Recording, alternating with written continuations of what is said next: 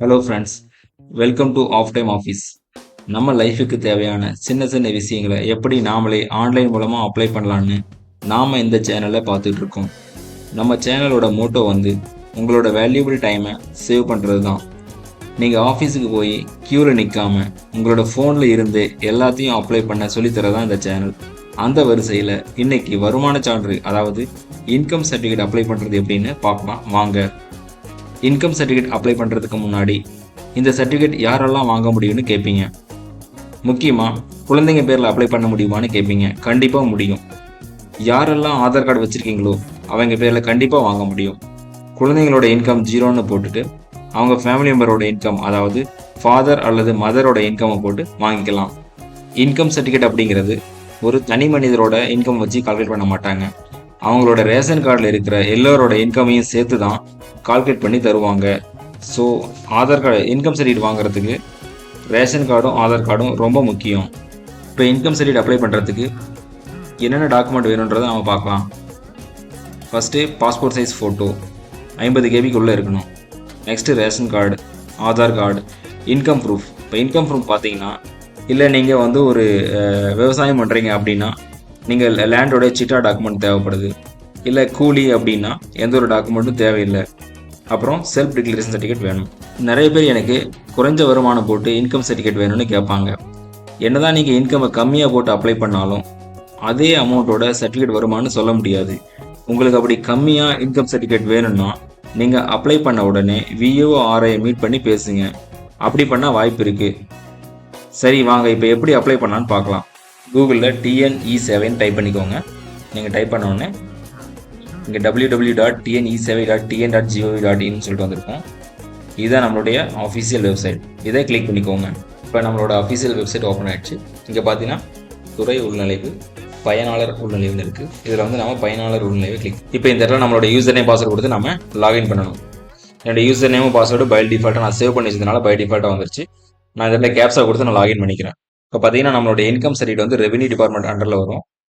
So இதில் பார்த்தீங்கன்னா second ஆப்ஷனாக ரெவென்யூ டிபார்ட்மெண்ட் வருது.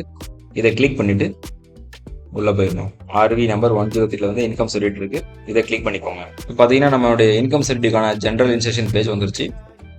இந்த இடத்துல பார்த்தீங்கன்னா என்னென்ன டாக்குமெண்ட்ஸ் நமக்கு தேவைப்படும், எவ்வளோ ஃபீஸ், இந்த மாதிரி ஒரு டீட்டெயில்ஸ் நமக்கு இங்கே கிடச்சிரும். இப்போ நம்ம இங்கே எதுவும் பண்ண தேவையில்ல, ஜஸ்ட்டு ப்ரொசீட் பண்ணிக்கோங்க. இப்போ இந்த இடத்துல பார்த்தீங்கன்னா ரெஜிஸ்டர் கேன் வருது. உங்கள்கிட்ட கேன் நம்பர் இருந்துச்சுன்னா நம்ம இதனுடைய ஆதார் நம்பர் கொடுத்து சர்ச் பண்ணனால நம்மளுடைய கேன் நம்பர் வந்துடும். உங்கள்கிட்ட கேன் நம்பர் இல்லை அப்படின்னா நீங்கள் இந்த இடத்துல ரிஜிஸ்டர் கேனை கொடுத்து ஃபஸ்ட்டு ரிஜிஸ்டர் பண்ணிக்கோங்க. இப்போ இந்த கேன் நம்பர் ரிஜிஸ்ட்ரேஷன் ப்ராசஸ் ரொம்ப சிம்பிள் தான். இந்த இடத்துல ஜஸ்ட் உங்களுடைய ஆதார் கார்டு நம்பர் கொடுத்துட்டு உங்களுடைய பேர் இங்கிலீஷ்லேயும் தமிழ்லேயும், உங்களுடைய date of birth, gender, relation, இந்த மாதிரியான ஒரு பேசிக் டீட்டெயில்ஸ் தான் இங்கே கேட்பாங்க. இதை இங்கிலீஷ்லேயும் இங்கே தமிழ்லையும் கொடுத்துட்டு நெக்ஸ்ட் இங்கே பார்த்தீங்கன்னா கரண்ட் அட்ரஸ், பர்மனன்ட் அட்ரஸ் ரெண்டு ஆல்மோஸ்ட் சேமாக தான் இருக்கும் எல்லாத்துக்கும். இதெல்லாம் கொடுத்துட்டு ஜென்ரேட் ஓடிபின்னு சொல்லிட்டு கொடுத்துட்டிங்கன்னா அடுத்து ஆதார் கார்டோடைய வெரிஃபை ஆகிடும். வெரிஃபை ஆகிடுச்சுன்னா உங்களுடைய கேன் நம்பர் ரெஜிஸ்டர் ஆகிடும். இப்போ நான் ஏற்கனவே ரிஜிஸ்டர் பண்ணிக்கிறதுனால நான் என்னுடைய ஆதார் கார்டு நம்பர் கொடுத்து என்னுடைய கேன் நம்பர்லாம் எடுத்துக்கேன். இப்போ நான் என்னுடைய ஆதார் கார்டு நம்பர் கொடுத்து சர்ச் கொடுத்த உடனே என்னுடைய கேன் நம்பர் வந்துச்சு. இதுதான் என்னுடைய கேன் நம்பர்.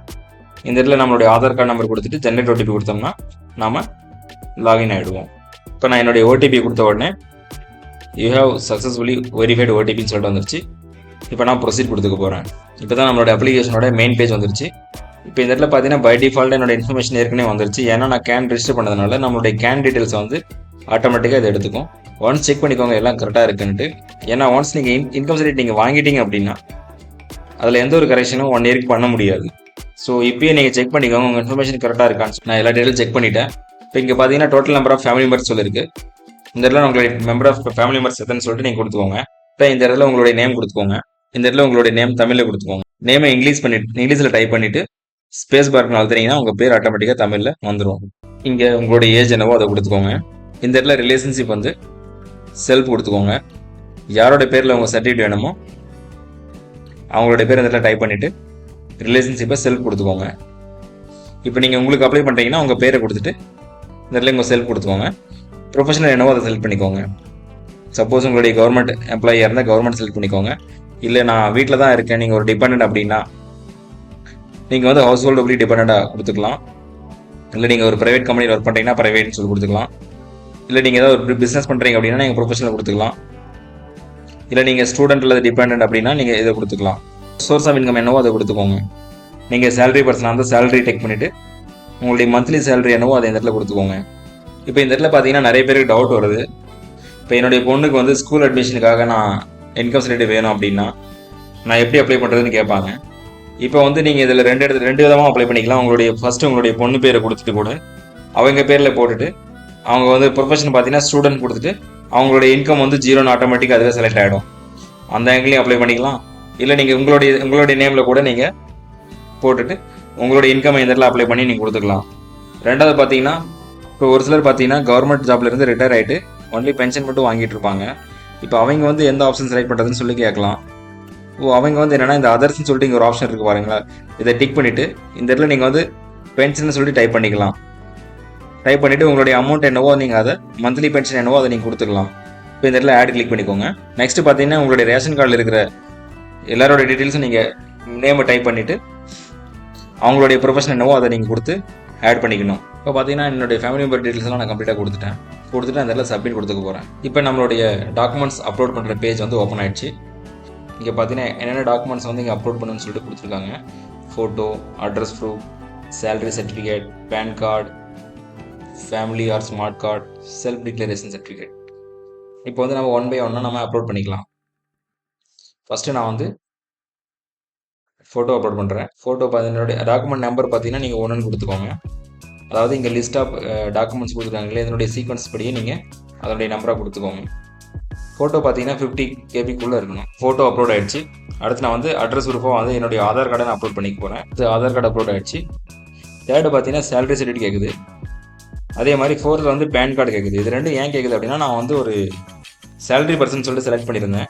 அதனால் இந்த 2 டாக்குமெண்ட்ஸும் நம்மகிட்ட கேட்குது. இந்த இடத்துல நான் வந்து ஒரு கூலி அப்படின்னு சொல்லிட்டு செலக்ட் பண்ணியிருந்தா இந்த சேலரி சர்டிஃபிகேட்டும் பேன் கார்டும் கேட்டிருக்காது. ஸோ நான் வந்து சேலரி சர்டிஃபிகேட் அப்லோட் பண்ண போகிறேன். இப்போ என்னுடைய பேன் கார்டு நான் அப்லோட் பண்ண போகிறேன். என்னுடைய ரேஷன் கார்டை நான் அப்லோட் பண்ணுறேன். அடுத்து ஃபைனலாக பார்த்தீங்கன்னா செல்ஃப் டிக்ளரேஷன் ஆஃப் அப்ளிகன் இருக்குது. இப்போ இந்த செல்ஃப் டிக்ளரேஷன் வந்து இந்த இடத்துல நீங்கள் டவுன்லோட் சொல்லிட்டு இருக்குது. இதை நீங்கள் கிளிக் பண்ணிங்கன்னா டவுன்லோட் ஆகிடும். இதை பிரிண்ட் எடுத்து உங்களுடைய சிக்னேச்சர் இட்டு அதை PDF ஃபைலாக கன்வெர்ட் பண்ணி அதை அப்லோட் பண்ணணும். இப்போ நான் என்னுடைய செல்ஃப் டிக்ளரேஷன் அப்லோட் பண்ணிக்க போகிறேன். இப்போ நான் என்னுடைய எல்லா டாக்குமெண்ட்ஸும் அப்லோட் பண்ணிட்டேன். எல்லா டாக்குமெண்ட்ஸும் அப்லோட் ஆனோடனே இங்கே மேக் பேமெண்ட் சொல்லிட்டு இந்த ஆப்ஷன் வந்திருக்கும். இதை கிளிக் பண்ணி பே பண்ணணும். இப்போ பேமெண்ட் மோட் ஓப்பன் ஆகிடுச்சு. இதில் வந்து ஜஸ்ட் ஐ அக்ரின்ற செக் பாக்ஸை கிளிக் பண்ணிவிட்டு மேக் பேமெண்ட் அப்படின்ற அந்த ஆப்ஷனை கிளிக் பண்ணிக்கோங்க. இப்போ பார்த்தீங்கன்னா நம்ம பே பண்ணுறதுக்கு நிறைய ஆப்ஷன் கொடுத்துருக்காங்க. கிரெடிட் கார்டு, டெபிட்ஸ் கார்டு, இல்லைனா நெட் பேங்கிங், இல்லைனா UPI. நான் இந்த இடத்துல UPI செலக்ட் பண்ணி பார்கோட் வழியாக நான் பே பண்ண போகிறேன். இப்போ நான் என்னுடைய UPI ஆப்லேருந்து நான் அந்த பார்கோடை ஸ்கேன் பண்ணி பே பண்ணேன்னா என்னோடய அப்ளிகேஷன் வந்து சப்மிட் ஆகிடும். ஒன்ஸ் நீங்கள் பே பண்ணி முடித்த உடனே உங்களுக்கு ஒப்பிகை சீட்டு கிடச்சிரும். இதுதான் நம்ம அப்ளிகேஷனோட ஒப்பிகை சீட்டு. இதில் பார்த்தீங்கன்னா நம்மளுடைய அப்ளிகேஷன் நம்பர் இருக்கும். இந்த நம்பரை நம்ம வச்சு நம்மளுடைய அப்ளிகேஷனோட ஸ்டேட்டஸை செக் பண்ணிக்கலாம். ஒன்ஸ் நீங்கள் அப்ளிகேஷனை சப்மிட் பண்ண உடனே உங்கள் அப்ளிகேஷன் வந்து பார்த்தீங்கன்னா VO கிட்ட வெரிஃபிகேஷனுக்காக போகும். அவங்க வெரிஃபை பண்ணி சிக்னேச்சர் போட்டாங்கன்னா அடுத்து RI கிட்ட போகும். அதே மாதிரி RI சிக்னேச்சர் போட்ட வாட்டி தாசில்தார்கிட்ட போகும். நீங்கள் 3 பேரும் சிக்னேச்சர் பண்ண வாட்டி தான் நமக்கு சர்டிஃபிகேட் கிடைக்கும். நிறைய பேர் பார்த்தீங்கன்னா சர்டிஃபிகேட் வாங்கின வாட்டி தொலைச்சிட்றாங்க. அதை எங்கே மறுபடியும் வாங்குறது அப்படின்னா நீங்கள் எந்த இடத்துல நீங்கள் அப்ளை பண்ணீங்களோ அதே இ-சேவை மையத்தில் போய் நீங்கள் கேட்டிங்கன்னா அவங்க மறுபடியும் பிரிண்ட் போட்டு தருவாங்க. அதே மாதிரி ஒன்ஸ் நீங்கள் சர்டிஃபிகேட் வாங்கிட்டீங்க அப்படின்னா அதில் எந்த ஒரு கரெக்ஷனும் நெக்ஸ்ட் 1 இயருக்கு பண்ண முடியாது. அப்படி பண்ணணுன்னா நீங்கள் 1 இயர் வெயிட் பண்ணி அந்த ஏற்கனவே வாங்கின சர்டிஃபிகேட் எக்ஸ்பீரி ஆன வாட்டி தான் நீங்கள் புதுசாக அப்ளை பண்ணும்போது தான் இந்த கரெக்ஷனும் பண்ணிக்க முடியும். ஸோ நீங்கள் ஒரு டைம் அப்ளை பண்ணும்போதே கேர்ஃபுல்லாக பார்த்து அப்ளை பண்ணிக்கோங்க. பிடிச்சிருந்தா வீடியோக்கு லைக் போட்டுருங்க, சேனல்ல சப்ஸ்கிரைப் பண்ணிருங்க.